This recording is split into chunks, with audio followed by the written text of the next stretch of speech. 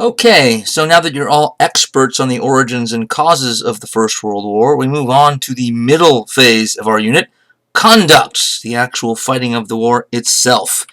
And we're going to spend most of our time talking about the war on the Western Front, in France and Flanders, modern-day Belgium. We will talk about some of the other fronts here and there. An overview of World War I, at least in Europe and the Middle East, Mediterranean area. I will say this, since it's called World War I, one would expect to be talking about fighting all over the world, and there was some fighting in other continents outside of Europe, the Middle East, North Africa, but for the most part, the way that the globe fit in was that the European powers, who we already know have extensive empires and colonies overseas, utilize their colonies to feed them supplies and to supply them with troops on the Western and other fronts in Europe or fairly close to there. So on the Western Front, for instance, there were volunteers from India, Indian troops fighting on the British side in France against the Germans in World War I. In fact, the Western Front, the most famous to Americans, was pretty multicultural in many ways. That being said, other than that, it's for the most part a general European war that we're talking about here, but nonetheless the biggest one in world history. So where the war was fought, the map is a little bit blurry, but you can see sort of the major places that we're going to talk about. The Western Front, you see numbers 1, 2, 3, 5, right, as the Germans push into France in 1914 at the outbreak of the war, but don't get any further than that, more or less for the next 4 years. We'll also be looking at the war between Italy on one side, allies with the British and French, hence the green for all three, but fighting against the Austrians and the Germans in sort of the northeast area of Italy, kind of the border between Italy and Austria, mountainous territory there. We'll look at the Battle of Gallipoli, bottom right corner of the screen, number 4 I think that is, and we'll look at the Eastern Front, Battle of Tannenberg, which you see sort of in the on the right side, where the two arrows sort of furthest to the east head. Other than that, we won't sort of go too much beyond that. There was certainly some fighting in the Middle East. The British got, through negotiations, many of the Arab sheikhs to rise up against the Ottoman Empire, which, as you see, because they're in yellow, were on the side of Germany and Austria-Hungary. So that's not on our map, and we're not going to cover that, but it did, in fact, happen. So 1914, the first year of the war. War broke out in August, so just the last few months of 1914 sees the beginnings of large-scale fighting and battles. And almost everybody on both sides thought that the war was going to be over quickly. We'll be home by Christmas, was a fairly common sentiment at the time. But by the end of 1914, as Norman Stone, a very well-known historian on this subject, said there was very little mobility. Once these fabulous strong forces reached the front, they could not move. So these are gigantic armies in the millions for the first time in human history, and so they're really good at the military machines, the governments that organize them, the military leaders that organize them, the institutions that organize them, are really good at organizing large-scale warfare, at least on paper, and sort of, in base camps. But once they get them onto the battlefield, it becomes clear that it's much more difficult to maneuver them than they had thought. So this is partly a technological problem, the ability to organize and pay for and feed and equip modern soldiers in these huge formations, these huge units, was sort of more advanced than the technology, as they'll find out, required to push them along, help them to achieve their goals, achieve victory. The first major battle on the Western Front, and remember the Schlieffen Plan, which said, at least in its original form, when Schlieffen himself was alive. It had been modified since he passed away, I think in 1905 or just after he completed it. But the plan originally required for the Germans to be successful in fighting a two-front war, if you remember from last time, required them to take out France quickly and then move back to Russia and reinforce the holding action that would be going on there. It didn't work out that way. The Battle of the Marne was one of the first and final sort of battles of movement on the Western Front, meaning that here, early on, both sides kind of moved and pushed each other back and forth, and there was quite a bit of freedom of movement. But by the end of the year, that had sort of stopped. So Neil Ferguson, in a great book called The War of the World, very good historian at Harvard, who I mentioned in the last lecture as well, a Brit himself, said that Germans came remarkably close to their objective of annihilating the enemy, which meant British and French forces combined. There was a British expeditionary force fighting side by side with the French to defend their territory. The total number of French dead by the end of December 1914 was 265,000. Not only that, but the French had lost a tenth of their field artillery and 500,000 rifles.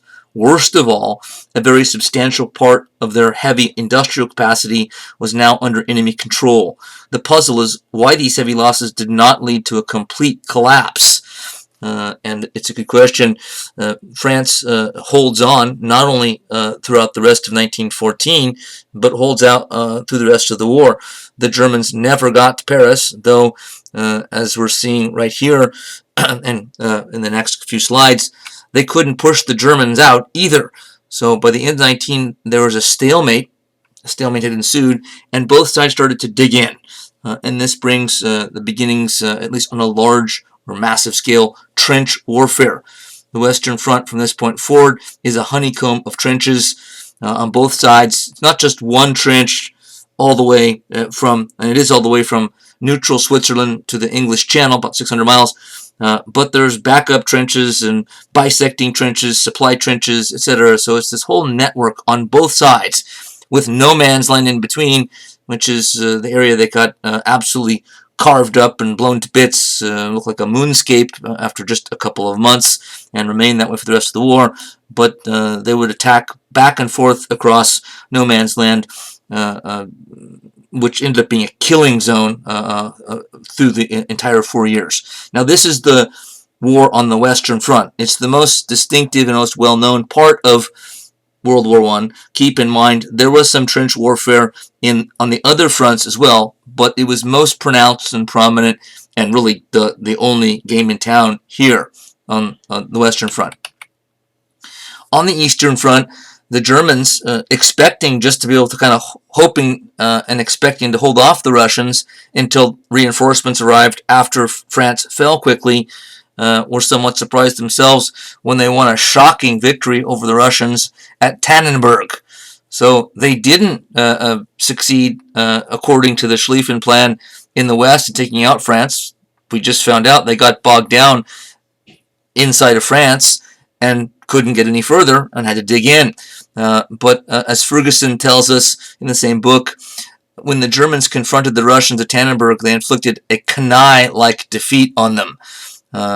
You don't have to know what canaille means. If you do, good for you. But I'll tell you, canaille is a famous battle in ancient Rome. The famous Hannibal, one of the most skilled enemies ever to take on the Romans, canaille was his signature victory, where he annihilated and surrounded a double envelopment of Roman legions and crushed them in Italy itself. So to say, and that's what Ferguson is doing, that this is a canaille-like defeat for the Russians and victory for the Germans is a huge compliment. John Keegan, already quoted in his classic book, many classics on the First World War, Tannenberg had a military importance different from its symbolic significance, and it had a symbolic significance as well, and far greater than the symbolic significance. It reversed the timetable of Germany's war plan. Before the triumph, victory was expected in the West, while the front in the East was to be held as best it might be. After Tannenberg, disaster in the east no longer threatened, while victory in the west continued to elude week after week. And that could say after month, after month, after year. So it sort of reversed the priorities for the time being. Early on in the war, the generals you see here, Field Marshals Hindenburg and Ludendorff, Hindenburg the superior, Ludendorff his primary assistant, but these guys went on to become rise to the ranks. They were the leading generals early on on the Eastern Front, responsible more or less for the victory at Tannenberg, but they kept rising through the ranks and kept sticking with each other. They even had staff, so Ludendorff is subordinate to Hindenburg. They had other guys subordinate to them that were still generals and colonels, and they ended up kind of taking all those guys with them when they got transferred around to other theaters of the war. They ended up, by the end of the war, in total command of German forces and fighting on the Western Front. And these guys became so powerful, Hindenburg and Ludendorff, that is, that in the last months of the war, they weren't just running the military operations for Germany. They were more or less running the government. The Kaiser was pretty much, ineffectual by this time and had been shoved aside by Hindenburg and Ludendorff. So Germany was more or less a military dictatorship in the last months of the war.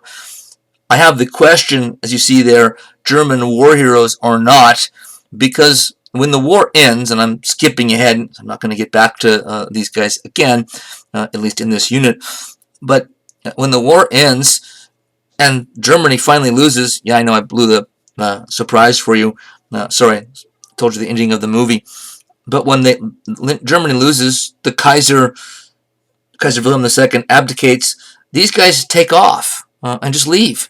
And Germany had to sort of throw together a government, and these guys didn't sort of stick around to accept, okay, it's partly our fault, largely our fault, that our country's in this position. We're going to have to take our lumps now and take responsibility for the defeat and sort of, at least help in the process of rebuilding Germany and figuring out what we're going to do after this crushing, devastating loss. They didn't do that. They evaded all responsibility and took off, only to come back later on after Germany had a functioning government again between the two world wars. And Hindenburg rose in the Weimar Republic in the 1920s to power and became president of the Weimar Republic as a leader of the Conservative Party, one of several parties in what was a multi-party democracy, as we'll see in 2 units from now. And Ludendorff became a Nazi and became a Nazi kind of military leader, paramilitary leader, at least for a time after the war. So these guys had strange sort of up and down careers indeed. And do they count as war heroes from the German perspective or not? It depends on your frame of reference. I would certainly say not. 1915, the first full year of the war, saw all combatants having really high hopes. And this was thought to be the year of breakthroughs. So there were all kinds of offensives planned and carried out that were designed to and believed to have the power, have the potency to knock the other side out, sort of in one battle, one major campaign, sort of get to the enemy lines, flank them, sweep, sort of mop up behind the lines and end the war in one sort of massive, dramatic, glorious offensive. And as I'm sure you're probably already aware, or you can tell by the tenor of this lecture, it didn't quite work out that way. So none of these offensives here succeeds. In fact, none of them, at least on the Western Front, succeeds really for the rest of the war. There were some minor temporary offensive successes, but in almost all cases, they eventually got sort of pushed back again. At the bottom, as John Keegan says in the book already quoted, who would be attackers and who defenders? Because in 1915, again, both sides had high hopes that they could break the stalemate and push the other side back, out of their trenches and sort of, on their heels in retreat continuously. But again, it didn't work out that way. A good example of the viciousness and scale of this kind of warfare comes at the Second Battle of Ypres in Flanders, modern-day Belgium. There were a number of battles of Ypres. This is the second one. We're skipping one. And the Second Battle of Artois around the same time, basically in the same place. And this was on the in and around this place called Ypres, a town. There was a salient, meaning that French and British lines and troops had pushed forward, and so there was kind of a bump in the lines. So if you look at the map, you can see just enough to make sense of what I'm saying. You can see a line kind of bulging out. That's what a salient is. And if you look close enough, you can see Ypres kind of not quite in the middle, but kind of sort of in the middle of that little bubble. So when there's a salient, it means that the side, the country that's sort of inside the salient has done something positive, at least for the time being, because they've pushed the other side back to sort of create that bubble. But it also, at the same time, makes them potentially vulnerable, because now any troops that are sort of manning that line, defensive, works, or in this case, trenches that they've dug, that makes them kind of sticking out like a sore thumb, and they can be cut off, especially if they're attacked from two sides at sort of the base of the salient, and they could be surrounded, cut off. So salients are a sign of partial victory. One side has pushed the enemy back in this one sort of pocket and spot, but they're a source of vulnerability. And this is almost too symmetrical. It's almost like a textbook example of how things worked in World War I on both sides. That Ypres ended up being a British and French salient, now vulnerable to German attack, and Artois, or around Artois, a place called Vimy Ridge, ended up being a salient going the other way, where the Germans had a temporarily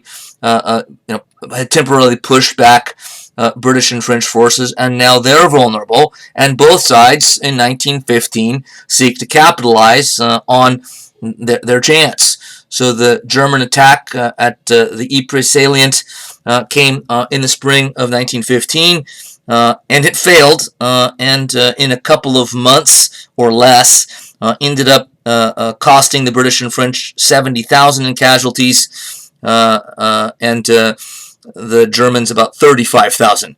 Actually, that's remarkable for the Germans, because they're on the offensive for the most part in this battle over the salient at Ypres. And usually in the war, as I'm sure you can already you've already recognized, and we'll talk about it further, offense almost always loses, and on the defense, the casualties are usually less, because you're in a trench. You've got machine guns and barbed wire and artillery protecting you, and you've got troops charging at you through no man's land, open moonscape territory where nothing is living, nothing is standing any longer. You're wide open, a sitting duck.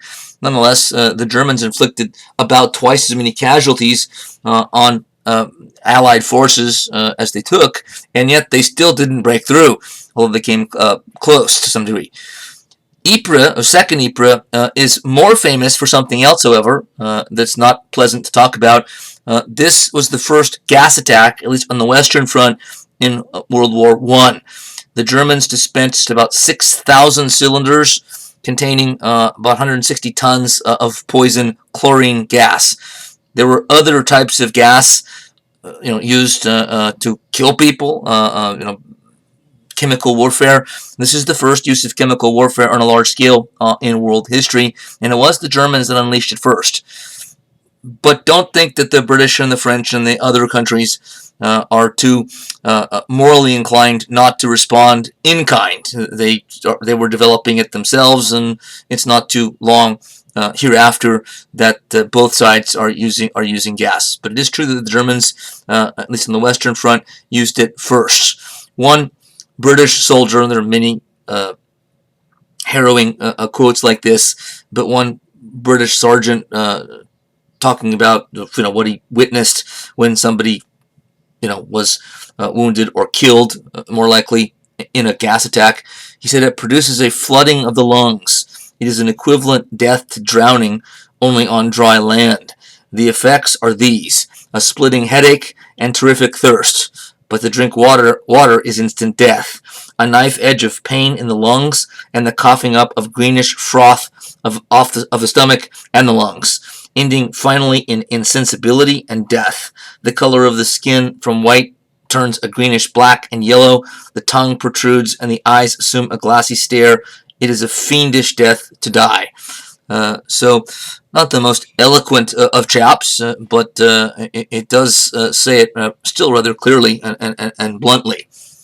So, the British attack on Vimy Ridge, with the Germans invulnerable on the defensive, also failed. Ended up with 100,000 French casualties, 32 some odd British, and 73,000 German casualties in a month. So that's in 1 month. Casualties, by the way, means combined killed and wounded.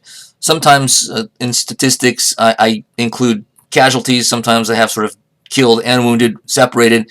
It depends on which source I'm using, so it's somewhat inconsistent in that sense.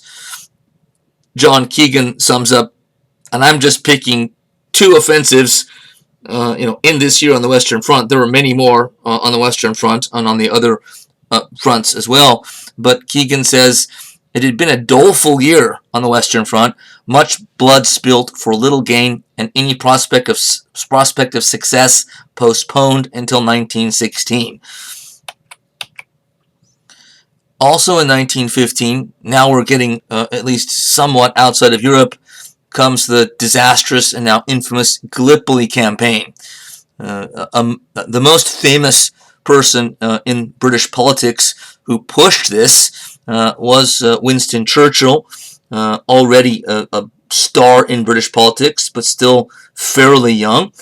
He was First Lord of the Admiralty at that time, which sort of sounds incomprehensible, like what the hell is that to us in America, but that's a high position in politics. It's mainly meaning you're the guy who has control over the Navy. And remember, Great Britain's Navy was the supreme naval force in all of the world. But Churchill thought that the stalemate on the Western Front might be broken by opening a second front somewhere else and forcing the other side to respond. And this meant an attack, at least his plan and others, was an attack on Turkish soil in the sort of Gallipoli peninsula where the Dardanelles Straits were. Remember, this is an area of crucial strategic importance to Russia, had been for a long time, but also to the British as well. So the British knew all about the Straits and their importance, but they're mainly trying to put pressure on Germany and its ally, the Ottoman Empire, whose capital was Istanbul or Constantinople.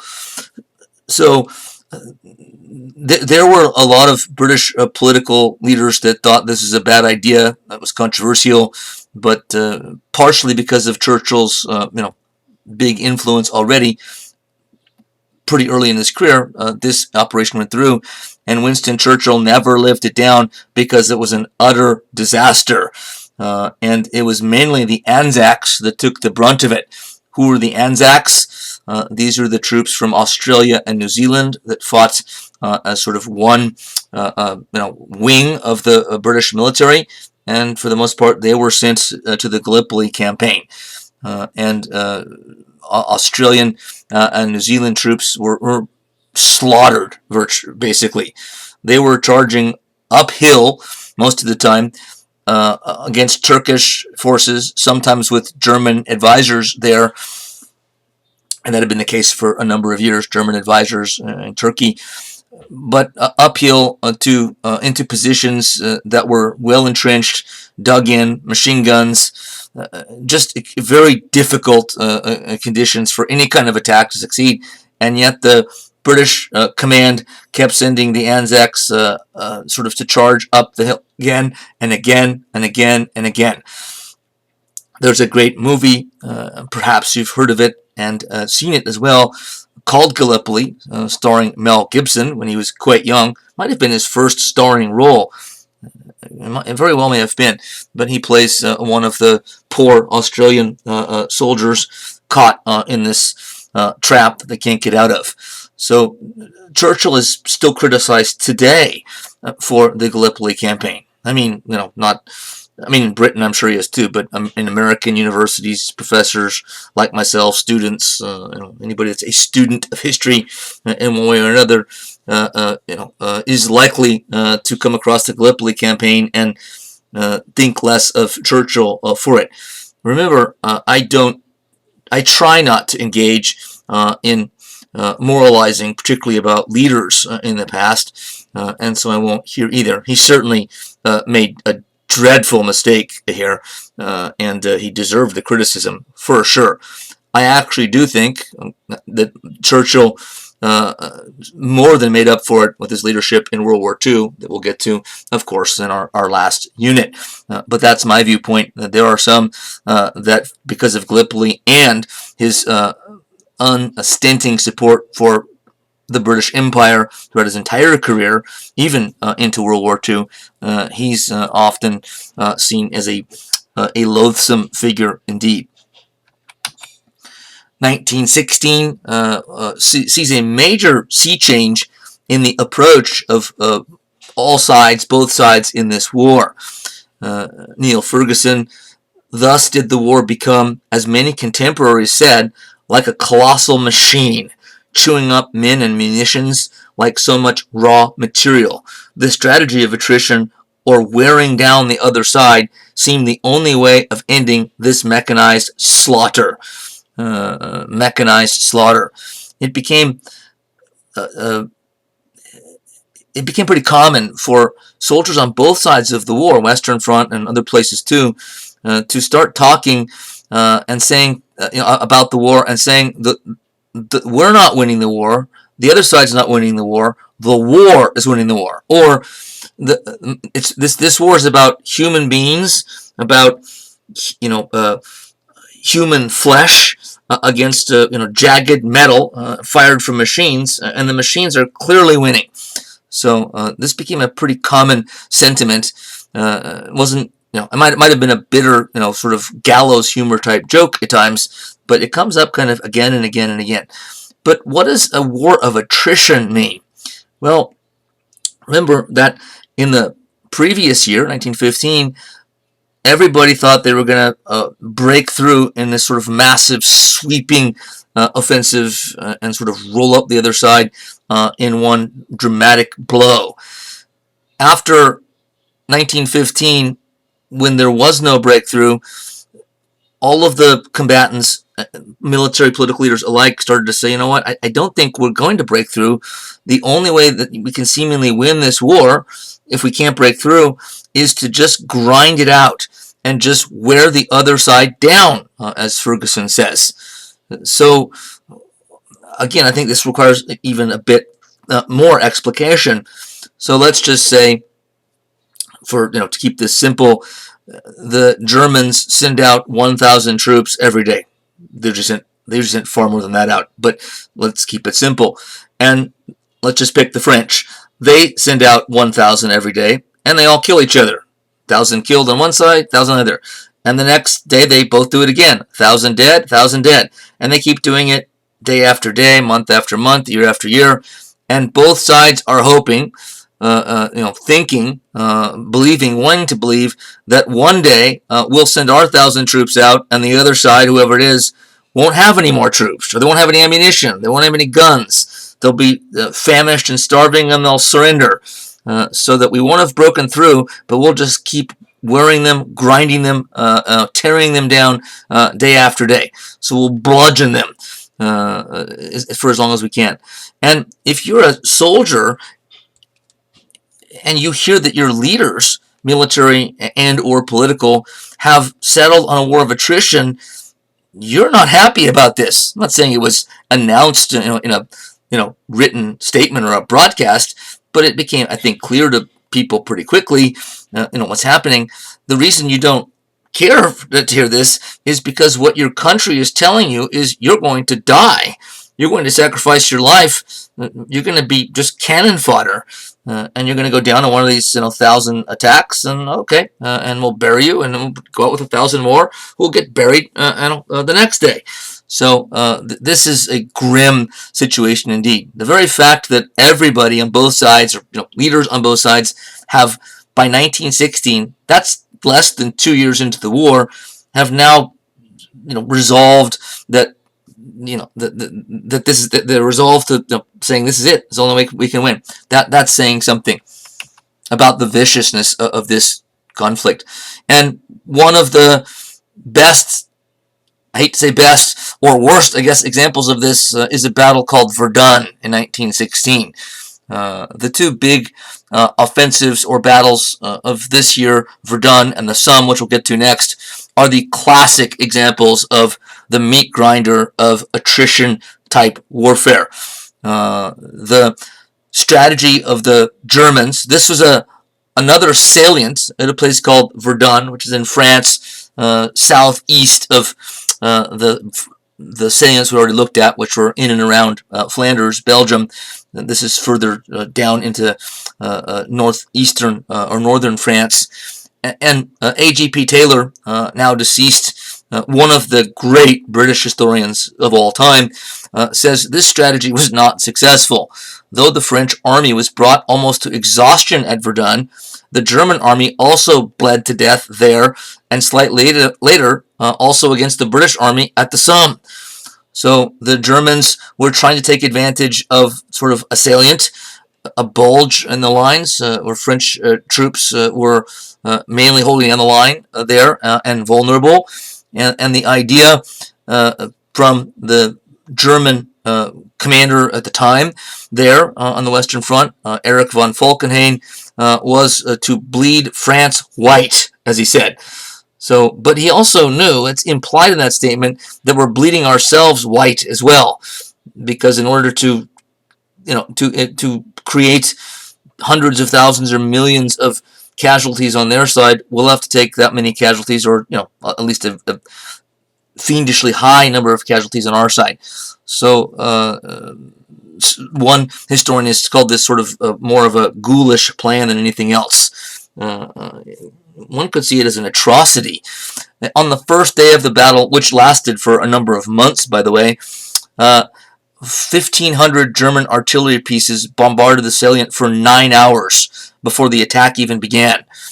In this war, the Great War, artillery, which had been improved a great deal in the last number of years, decades, did most of the damage. I think by a pretty fair margin, artillery killed more soldiers than anything else in this war. By the end of the year, the Germans had gained only a few miles and suffered 1 million casualties. But the French, suffered dearly in defending the salient as well. The picture on the left, those are shell casings from artillery. It's not a very clear picture, unfortunately, but those things go, it's not like a road, they go way down behind the one sort of lone figure standing in the middle of the pile. The scale of this war in terms of, the expenditure of, money on and how supplies and logistics and the amount of ammunition used is just staggering. But it fits the numbers in terms of loss of life as well, which is more staggering. The hero of Verdun, since the French did hold on and didn't let the Germans break through, they kept the salient basically intact from collapsing, being surrounded, was a guy named Marshal Philippe Pétain. And he was on his way up. And I say on the screen here, or right, from national French hero to traitor, from one war to the next. We'll get to that when we get to World War II, but Pétain comes out of this war as the French hero of the war, but ends up a villain and a traitor by the end of World War II. He was the savior of Verdun, at least it seemed that way. He commanded a whole army group, so he wasn't the commander-in-chief yet, but he commanded 52 divisions, and his efforts, his ability, his skills are mainly credited with the French being able to hold on. Plus his kind of grit in holding out and sort of being an inspiration to the troops. He organized trucks, a 24/7 truck transport, which kept ammunition and artillery shells and food flowing to the front lines. His motto had always been, and he showed it here, is that firepower kills. So he believed you bring as much firepower to bear in war as you possibly can, which sounds relatively obvious, but it's not as obvious as it sounds. Warfare doesn't always succeed when you kind of do it the sledgehammer way. Sometimes a stiletto is required, depending on the situation, but he believed firepower kills. And indeed, the French killed a lot of Germans in this battle and throughout the war, but the converse was certainly true as well. He was also the crucial figure in smoothing over the famous mutinies in the French lines, French trenches on the Western Front in 1917. Both countries, or all countries, were suffering so badly, both civilians and soldiers by that time, that other countries had mutinies too, but the French ones are more famous. They ended up not really affecting the French war effort because they were put down, for the most part, without force. There were lots of soldiers arrested for mutiny, for treason, but only a handful were executed in the end. And Pétain is the guy who kind of talked them down, so to speak. He was appointed commander-in-chief of all French forces in April of 1917, and so he finished out the war as the sort of the counterpart to Douglas Haig and John Blackjack Pershing, the commander of the American Expeditionary Force. Those are his peers. Later in the year, Verdun started in about February of 1916. In July 1st, in fact, the Battle of the Somme started, and this was mainly a British attack, closer to Belgium and Flanders, back in the other direction again, at German lines, but also a great example of these gigantic battles of attrition, meat grinder type of battles, gruesome to behold and to learn about and read about. Sometimes this is seen as kind of the defining battle of the war, that if you want to understand World War I and what it was and all of its horrifying features, this is the one to study. And that may be true. There was an appalling loss of life from day one, and particularly on day one. As we can see from the statistics I've compiled here, 200 British battalions attacked across no man's land on that day, 100,000 men entering no man's land. 20,000 of them were killed, 40,000 wounded. That's 60% casualties. Right? The number of casualties are killed and wounded, that's 60%. That's a gigantic number. I don't know how much you've studied the history of warfare before, but in most wars, most battles, 15% casualties is a lot, especially in one day. But 60% is almost unheard of. It's unfathomable. Some British units ceased to exist. The 1st Newfoundland Battalion basically were all killed or wounded. The British 4th Division lost over 5,000 of 12,000 troops. German casualties were 1/10 of the British on this day. And it's that type of ratio and fraction that we usually see in World War II, at least on the Western Front. The attackers are so much exposed. The defenders have so much of advantage, entrenched, literally, that it's usually very one-sided and becomes kind of a turkey shoot for the defense defending the trenches. This was the greatest, and remains the greatest single-day loss of life in British military history. That's just the first day of the Battle of the Somme. A famous British officer who wrote poetry that became famous while being an officer in the trenches in the war, who was here at the Somme on the first day and beyond said, "I'm staring at a sunlit picture of hell." It's the middle of July. The sun was out. It's sort of nice and bright and sunny. A day that would normally be enjoyed in the summertime, most likely, but not easy to enjoy it. It's not possible to enjoy it under these hellish conditions. Before the Battle of the Somme, just to give you a sense of the scale of this, the British, with French assistance as well, slammed 1.5 million artillery shells into the German lines from 1,500 guns for an entire week. So the attack, the offensive basically started with a week-long, 24/7 bombardment of the trenches on the German side. And British commanders were overconfident and or trying to, instill their troops with overconfidence, because they told the troops that the attack's going to be easy. After a week-long, artillery bombardment, nobody's going to be alive over there. You're going to get to empty trenches with a lot of dead, guys lying around. That, of course, wasn't the case. Though I said a while ago that artillery killed way more people than anyone else in this war, it still didn't usually clear trenches. There were dugouts in the trenches that were usually deeper than the one you see right here, and people would sort of dig in to the side, and so they have like a little cubbyhole, a cave to hide in. Not that it was pleasant to hide in there, for a week straight in this case, but unless you took a direct hit or close enough of an explosion that your little cubbyhole caved in and you're buried alive, which certainly happened plenty, but unless it happened, you'd survive on the defensive side.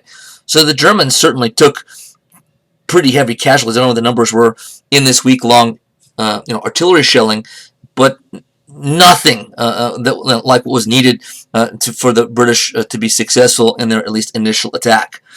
There were 600,000 Allied casualties approximately, British and French, in the first 4 months of the Somme. And Felix Gilbert, whose book I quoted, I think, in our last lecture, said only small territorial gains by November when the battle got stuck in the mud. So once again, a meat grinder, battle of attrition like Verdun, and this time, the other side, the British and French attacking, but no clear winner after just ridiculously obscene loss of life and people being maimed.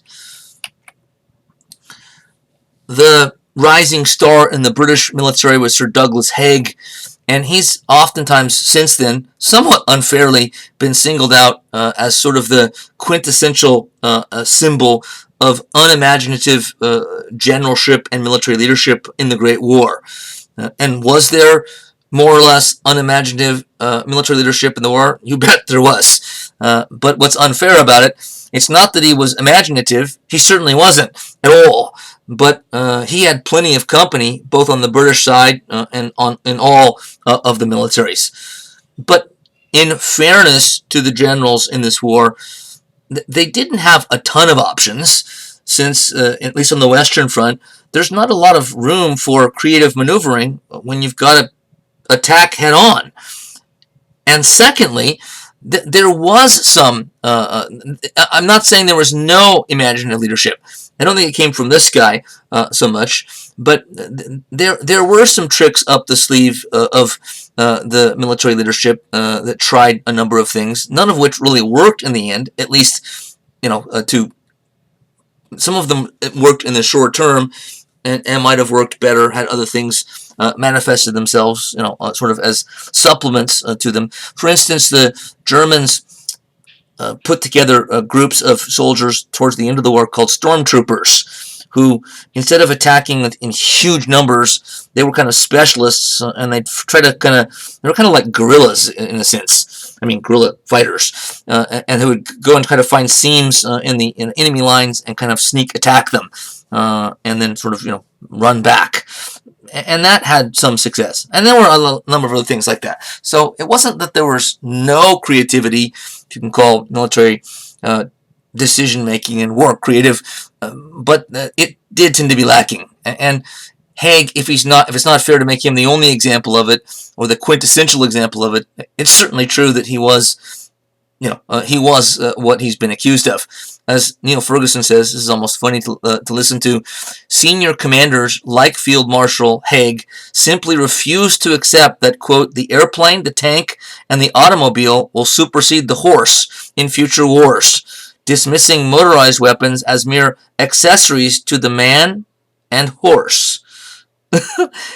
He did say that after the war was over already, but that's even worse. It should have been even more apparent, when the war was over, that that's just clearly ridiculous. By 1917, all of Europe, both the militaries and governments, economies, societies of Europe were on the verge of collapse. Economies, governments were on the verge of going bankrupt. So it wasn't just that the military operations were starting to break down. The entire society of France and Germany and the others, Russia for sure, were breaking down. So it looked like it might not be able to continue much longer, and indeed it may not have been able to. There were gruesome battles, large scale as well, in this year as well. But this one, for whatever reason, does kind of stick out and does get talked about quite a bit. Third Ypres, what the Germans called Passchendaele, which is actually a place sort of not too far from there. And this was a British offensive on, sort of the German, into the German trenches that Haig ordered around. I think this is Neil Ferguson. An ordered offensive in Flanders around Ypres, which began on July 31st of 1917 and lasted until November. So another, battle that lasts a few months. Again, the territorial gains were small and the casualties staggering. The rain and mud of autumn slowed down every step so that advancing troops offered easy targets. They offered easy targets anyway. No man's land always made you an easy target, and now with sort of mud to make things more difficult, now your chances of succeeding charging across no man's land, as you see troops doing in the lower right there, is even more dangerous than ever. David Lloyd George, one of the cabinet ministers at the beginning of the war, went on to become the prime minister by the end of the war, said Passchendaele will always rank as the most gigantic, tenacious, grim, futile, and bloody fight ever waged in the history of war. So he was pretty emphatic that this was a monstrous battle indeed, and inconclusive yet again. Russia, we last left off at Tannenberg in 1914, but the Russians were more or less getting beaten in 1915 and 1916 as well. They had some successes. They weren't totally defeated. Keep in mind, Russia had the advantage of massive space and a huge population, and a very large army as well. But the army was notoriously, from the beginning, underfunded, undersupplied. Some troops didn't have weapons when they needed them, although some of that's become, I think, a myth that's kind of ballooned over the years. I don't think it was maybe as bad as it's sometimes made out to be. Nonetheless, I think there was some truth to it. But in 1916, the middle of the summer, the Russians launched an offensive. The Brusilov offensive is named after the general that planned it, which initially opened a wide breach in the Austrian lines. So the Russians were fighting the Germans kind of coming into the country from the north, and the Austrians coming in from the south. And this offensive is kind of aimed more at the Austrians, which was a smart move because they were easier to beat. Surprise, surprise. This also won't surprise you, as it says on the screen. However, a German counteroffensive forced a retreat and cost the Russians more than 1 million casualties in the process. So when the Russians attacked, they attacked primarily Austrian troops and pushed them back pretty far. I forget the numbers, the miles. But the counteroffensive that succeeded in pushing the Russians right back, where they'd come from, was a German counteroffensive. So the senior partner in that alliance had always been Germany, as we should already know. But By this time, the middle and end of 1916, Russia, of all the countries that are major combatants here in Europe, Russia is the one whose society is most close to collapse. And food shortages and all kinds of hardships suffered by civilians. So it's not just troops suffering at the front. Most of the troops are peasant farmers, and with most of the peasant farmers away fighting, in the millions, who's left to harvest the crops? Not very many people, and so there's less crops being harvested, and people are going hungry, particularly in the cities, because they don't generally make their own food. So demonstrations, mass protests in the capital, Petrograd, formerly St. Petersburg. They renamed it because it had a German-sounding name just for this war. It gets sort of moved back eventually to St. Petersburg. It's called Leningrad in World War II for obvious reasons. So it's a city that's got a name change a number of times, a makeover. But the demonstrations within a couple of days were so large that Nicholas II had to abdicate the throne. And he wasn't even there. He had gone the year before to the front lines to rally the troops. Not literally the front lines. He wasn't sitting in a trench, but he believed that his presence, the Tsar's presence, would inspire the troops. So he wasn't in the capital city when everything hit the fan. Remember that as treacherous as this was, as much of a betrayal as it was, that Napoleon was at least politically suave enough on 2 occasions to leave his troops and get back to the capital before everything hit the fan. But the Tsar didn't do that, and his advisors in the capital kept sending him messages, and it didn't take long, in a few days, and they said, you have no choice but to abdicate. He must have been in shock. I'm Nicholas II. I'm a Romanov. We've ruled Russia for about 300 years. Yeah, well, your family used to rule Russia, not anymore. So I think the key to him abdicating and his advisor saying you have no choice was when, and this is true, the government sent police or troops into the ranks of protesters and demonstrators to push them out, arrest them, to get them to go home. And many of the troops turned and went to the other side as well. We know that's a problem. It was the problem that Louis XVI in the French Revolution in 1789 was worried about.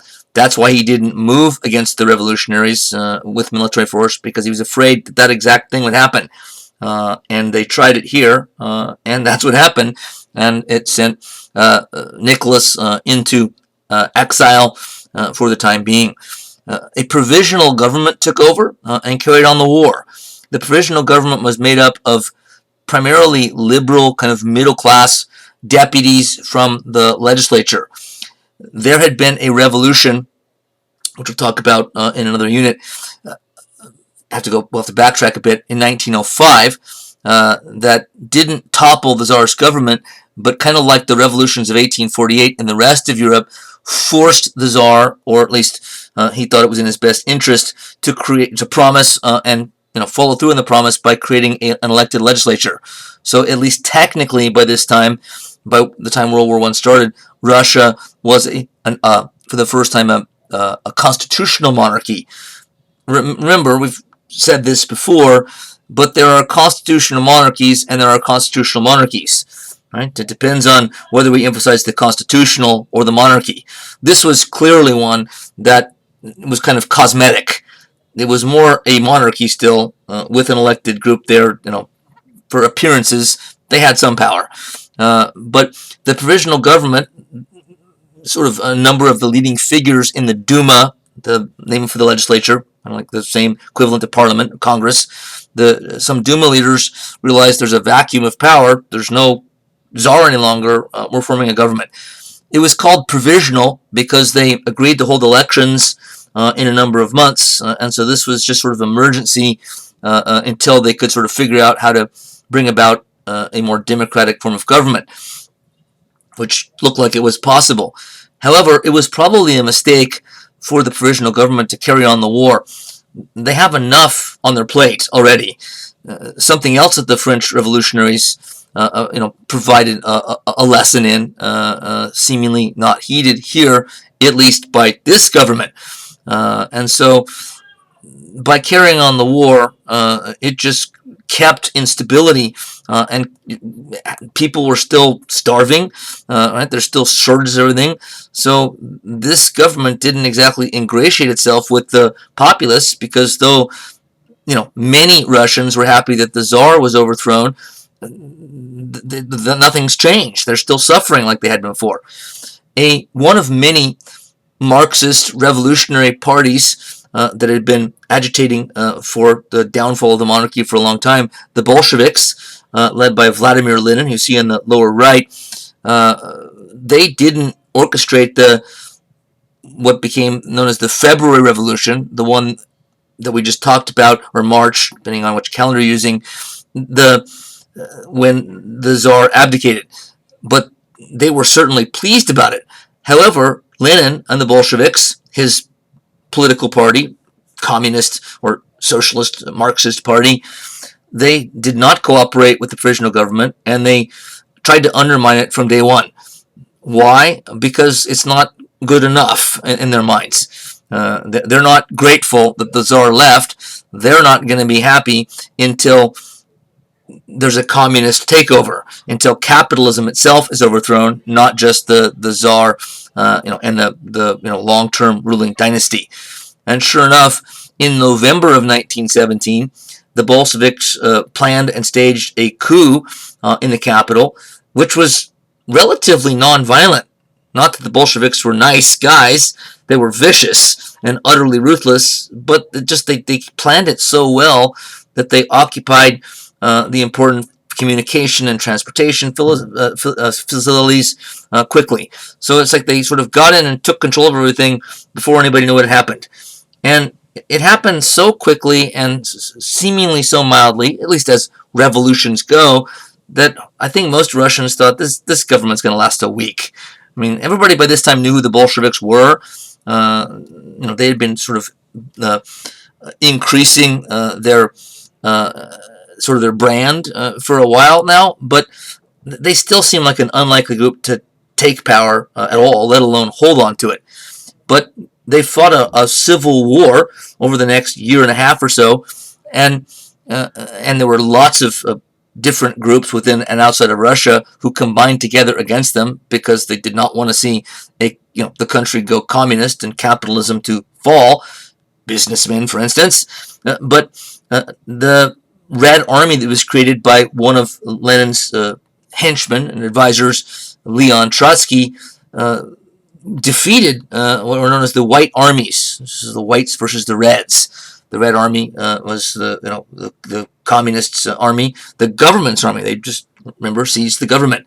And this is what, of course, then became the Communist Party of the country that fairly quickly after this became the Soviet Union. But Lenin did something breathtaking, and what was probably smart, as much as it undermined and sort of threw under the bus his own allies in the British and French. He fairly quickly negotiated with the Germans, called them, to the table, and signed a treaty of surrender, the Treaty of Brest-Litovsk, finalized in March of 1918, in which Russia surrendered and just ceded a huge amount of territory to the Germans and just said, "Go away. You win. Take this western part of our country as a gift and leave us alone." And the map is horribly blurry, but you can sort of at least see that's all we need, a little pink stripe there. That's actually a pretty big piece of real estate going from the Baltic to the Black Sea. That's the whole Ukraine and the Baltic states like Lithuania, etc., and everything in between. Belarus. They just handed that to the Germans. Why? Because, well, the Russians hadn't been doing well in the war anyway, and I think Lenin, I don't know if he literally learned the lessons of the French Revolution, but he recognized, whether he had or not, that it was going to be too much to do or it would make it much less likely that they were going to succeed in consolidating the revolution, making their government work and last as the government of Russia, if they're fighting a world war against the powerful German and Austrian countries, kingdoms combined. So they, by doing so, surrendering and signing the Peace of Brest-Litovsk, they sold their allies out. They signed a separate peace, which they weren't supposed to do. Those alliances, which brought Russia, France, and Britain together at the beginning of the war, right? One of the terms of such alliances is, if we all go to war together, we have to sign a peace treaty in tandem. We have to stick together and see this thing through. It's not going to work if one of us sort of drops out, without without the blessing of the others. So it happens sometimes, but this is still shocking. And so now the Eastern Front is just gone. The Germans don't have to worry about it any longer. So the two-front war problem, that's over. Lenin did that for them. There's also a very interesting side story here, sidebar, because Lenin spent much of his revolutionary life in exile. He'd done one stint at sort of a prison or a gulag type thing in Siberia, and he was persona non grata to the Tsarist government, so he had to do a lot of his propagandizing from outside. He set up shop in Geneva, Switzerland, and was there when the February or March Revolution took place. And he took a train through Western, Central, Eastern Europe back to Leningrad when the revolution broke out. And you know who provided the train? This is in the middle of World War I. You know who provided the train for him? The German government. It was sort of like one car that he sort of had to himself. I forget if he had a staff with him. He probably had some advisors with him. But they quietly and quickly helped to spirit him back into Russia. But Russia and Germany are on opposing sides in the war. Yes, but the Germans know this guy Lenin is trying to overthrow his own government. So if their thinking is, of course, if we put him, take him back to Russia, help him get back in, we'll be injecting kind of like a disease, sort of, like an injection that injects a disease back into the body politic of Russian society, because he'll cause, chaos and destruction and anarchy, and that's kind of what he did. He consolidated power in his own hands, but in a sense, it looked like it was working for a time after Lenin surrendered and ceded a whole chunk of the Soviet Union or Russia to Germany. What about the Italians?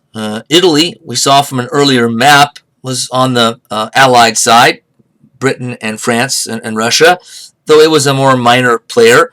It fought a long-term war, as I mentioned, in the northeast of Italy, sort of border between Austria and Italy. You can see on the map on the right there, the battles of the Isonzo.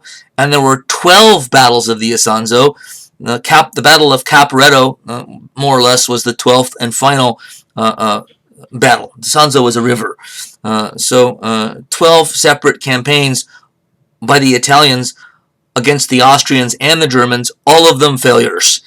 And A.J.P. Taylor, the great legendary historian that I quoted already, said her very weakness kept her in the war, meaning Italy's. Her statesmen dared not make peace without a striking success, for fear of the internal disturbances that would follow. What does that mean?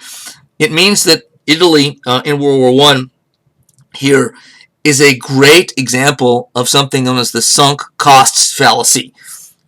Studying logical, rational fallacies is a fascinating subject. There's a whole fantastic literature on this subject. Most importantly, a book that I always recommend to everyone to read, called Thinking, Fast and Slow, published in 2011 by a guy named Daniel Kahneman, Kahneman. I believe it might be two N's at the end. I think there's one.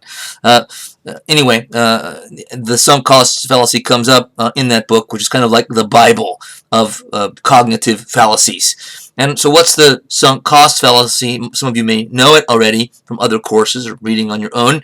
Have you read that book already? But it's when you sort of have poured so much time, effort, in this case, money, expenditure, resources into something that you think you can't quit because it will have all gone to waste. You see this a lot in investing or gambling. It's like, well, I've invested so much in this. If I quit now, that will all be a waste. Yeah, but if it's a bad decision, it's still irrational because you're just throwing sort of more bad money after earlier bad money. So what's the point? So you can see how it happened, especially in a democratic country, that the first Battle of the Isonzo was a failure, and there was heavy losses. So what are the politicians going to tell the families of young men that had been killed and wounded? Oh, sorry, we did a bad job, and we surrendered. We quit. No, what they're going to say, and what they did say, was, we're going to go out next year or 5 months from now, whenever it is, and do it again, and this time we're going to bring back glory to the fatherland. We're going to bring glory to the country. So those that died will have not died in vain. And they did that 12 times before they finally quit, and lost every single time. It's a classic and awful example at the same time of the sunk cost fallacy. The Caporetto disaster, according to John Keegan, lost the Italian army its reputation. What? Which it failed to regain during the Second World War. Jibes at the military quality of the Italians have been commonly and cheaply made ever since. Okay, time out. How did that get in here? That's a low blow. I have to defend my people. Hey, we have good food. We make good shoes, and that's good enough, isn't it? So we're not that successful at warfare. We were kind of in the Roman Empire. It's been a while. I'm kidding. I am of Italian extract, and proudly. We do have the best food. So in the circumstances, it was highly creditable that the Italian army had persisted in 11 costly and fruitless assaults on Austria's mountain borderland. Keegan's defending them.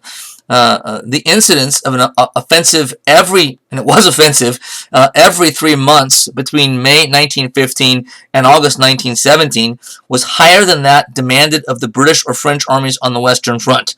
So the demands made on Italian troops, were, egregious, and so this is a series of, campaigns that just shouldn't have happened. They fought like 11 battles of the Isonzo, too many. 1918, the last year of the war, the tide finally turns. Germany gets reinforcements from the east. We know why. The Russians, the Bolsheviks, Lenin surrender, but they face a major threat from the west, which you can probably guess, even though we haven't talked about it already. And yes, you did guess it. Good job. The United States enters the war and sends a couple million troops across the Atlantic to fight alongside their British and French allies. The United States has started the war as a neutral country, though they were sending supplies and weapons to the British and the French, so to one side, not the other. But they get into the war, declare war in 1917, finally start to get troops on the ground in France in 1918, and they really only got more than one division. One division had been there earlier, but they only got a large number of troops, many divisions actually into action in the last number of months in the war, but they did turn the tide of the war. It really is American entrance in the war that made the difference. But partially because the Germans now have reinforcements freed up from the Eastern Front at the beginning of 1918, after the Russians have surrendered and dropped out, and because the United States had already declared war, and they knew what that was likely to be like once a large number of American troops and supplies and weapons are arrived. So for both of those reasons, they decided on a massive offensive to actually try to break through. So this actually was breaking away from, deviating from the war of attrition that had gone on now for a couple of years, back to an attempted breakthrough. But you can see this as a desperate need for a breakthrough. The offensive, what becomes a number of offensives, began on 21st March. Ludendorff, we already talked about, was basically making decisions at this point. The British Fifth Army was broken through by a combination of guns and stormtroopers. In this battle, the British lost 300,000 men, one-third of them prisoners. Two German armies almost reached Amiens in France, the heart of British communications, and for a time the British and French were in danger of falling apart. Ludendorff persisted, and in that he made his greatest blunder. What that means is, I've kind of chopped this quote up a little bit, is that one of the problems for offensive breakthroughs in this war, we know they were few and far between, if existing at all, at least in any duration, is that communications could not, and transportation couldn't keep up with sort of armies on the move. They had radio, but it broke down all the time, and it was just very difficult to communicate. And that's one of the things I said at the outset, is that the technology was behind. They were good at now organizing and equipping mass armies in the millions, but the communication and transportation was still pretty slow, which meant that armies, even if they break through, they kind of have to stop and wait for orders, wait for the radio to get through, wait for their transport to get there, and before they can sort of move further, wait for orders to come through, either through radio or on the ground if the radios aren't working. So this is partly what's happening. Ludendorff was overconfident that he'd broken through, so he can just keep moving, and didn't have the communication and transportation kind of military infrastructure behind him to carry on, at least successfully. So that's why it was a blunder to keep going after the first breakthrough, at least right away. Early in April 1918, the Germans ran out of steam on the Somme. Ludendorff tried again. There was a minor version of the earlier offensive, this time south of Ypres. There was an immediate success. Camel Hill was taken, and the British were very alarmed. But French reserves again arrived and sealed the gap. In the meantime, the Germans were caught in two large salients, without fortifications or supply lines. Ludendorff tried a further attack. And in the next 2 weeks, to everyone's amazement, the German armies again crossed the Marne, which they hadn't done since 1914, and threatened Paris. Yes, you heard that right. They were threatening Paris. In this last-ditch, last gasp offensive, though they had reinforcements from the Eastern Front, it still was shocking that they were able to do this, and says something about the German military in a positive sense. Unless you're on the other side. But there was a repetition of the earlier pattern. And by meaning going too fast, going too fast for your supply, for your transportation, for communications. And by mid-June, the Germans had lost 1 million men. And yet, on July 15th, Ludendorff tried one last time to break through. This time, his forces were too weak. And it was also the start, and this then represented the start of an Allied advance the other direction that pushed the Germans back and went on virtually without pause until November. That from Norman Stone's Europe Transformed. And right around that time is when American troops started to pour in. One American division had been there before that, already was fairly seasoned in battle, had fought pretty well, but now the full expeditionary force is basically there by the middle of 1918 under the command of John Blackjack Pershing, legendary figure in American military history. Eventually 2 million American soldiers would be there on the ground, all of them getting into combat before the war ended. But why did the U.S. entry turn the tide in World War I? The question I ask in front of you. Numbers. Did American troops acquit themselves well, fight well in battle? They did. And they had some pretty good leaders. Pershing, certainly first and foremost, a young staff officer named George C. Marshall, who will go on to be also one of the greats in American military history in World War II. So and American troops were feared by the Germans. They were kind of seen as sort of vicious killers, which sounds kind of funny to us. And I think I know why. The experts in trench warfare were the British, the French, and the Germans. But not only were they experts, 4 years of this kind of incredibly inhumane, just unnatural, life. I mean, war is unnatural anyway, but this is worse than anything you can imagine. The British troops, German troops, French troops had learned to be cautious and careful. They knew how one wrong move and you're dead. I mean, of course, you could be dead by making all the right moves easily as well. But I think they were shocked when Americans just came in and sort of were ultra aggressive and from their perspective reckless, and they're probably right. But it kind of caught the Germans on their heels because it appears, again, I'm not making this up, I've read it, but I've thought about it pretty carefully. We can't prove it, but I think there's truth in this, that they hadn't seen this kind of aggressiveness from the other side probably since 1914. Everybody had been, wise, become wise through hard experience, at least those that are still alive, by 1918. But the Americans are in a sense, too ignorant of what's in front of them to let it slow them down. But it ended up working to their advantage and got the Germans on their heels and got the Americans' reputation as these sort of aggressive, brutal killers. But the main reason that the United States made the difference and really turned the tide of the war and produced victory for one side and defeat for the Germans and their allies was numbers. The United States brought 2 million troops and then all of the supplies, the weapons, the trucks, the transports, the food, medicine, everything else. Remember, the United States is the #1 economy in the world by this time. So the British and French get a new ally in the last year of the war. And not just any ally, an ally that has the most powerful and wealthiest economy in the world. And the Germans don't get any new ally at all, let alone one that's a major economic power in the world.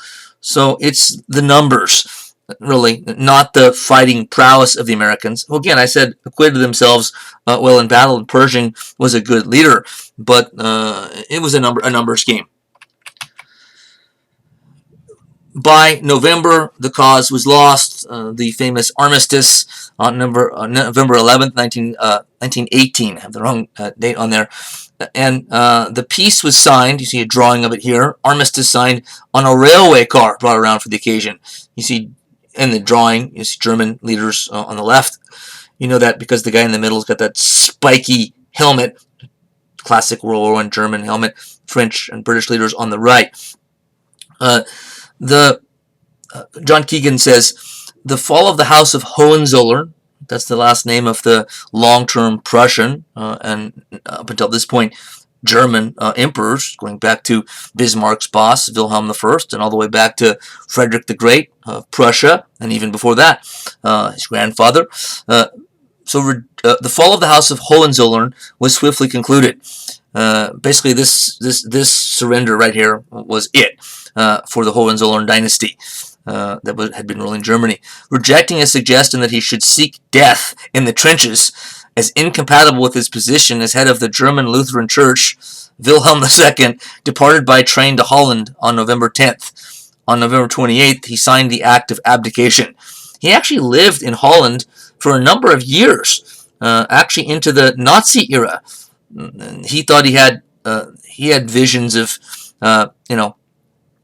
visions of adequacy for the rest of his life, and thought that the Nazis would want his advice. And he actually met with some Nazi officials who were sent out to basically, make him think he was important still when he wasn't. But he lived in a nice actual kind of mansion. There's a good movie about that, his years of retirement, when he was basically delusional about how important he still was. But that's still kind of an interesting life, being the former emperor of Germany living in Holland. Keegan goes on to say, the chronicle of battles of this entire war. So he's kind of summing up the whole war. So this is the Armistice. I'm summing up the war by using the brilliant John Keegan, to provide the language for me. The chronicle of its battles provides the dreariest literature in military history. No brave trumpets sound in the memory for the drab millions who plotted to death on the featureless plains of Picardy and Poland. No litanies are sung for the leaders who coaxed them to slaughter. The legacy of the war's political outcome scarcely bears contemplation. Europe ruined as a center of world civilization. Christian kingdoms transformed through defeat into godless tyrannies, Bolshevik or Nazi. The superficial difference between their ideologies counting not at all in their cruelty to common and decent folk. All that was worst in the century which the First World War had opened had its origins in the chaos it, meaning the Great War, left behind. It's really true, and he says it eloquently, that's why I include the quote, but it's really true that World War I did set the table for all of the, even greater atrocities and horrors that would follow in World War II and beyond.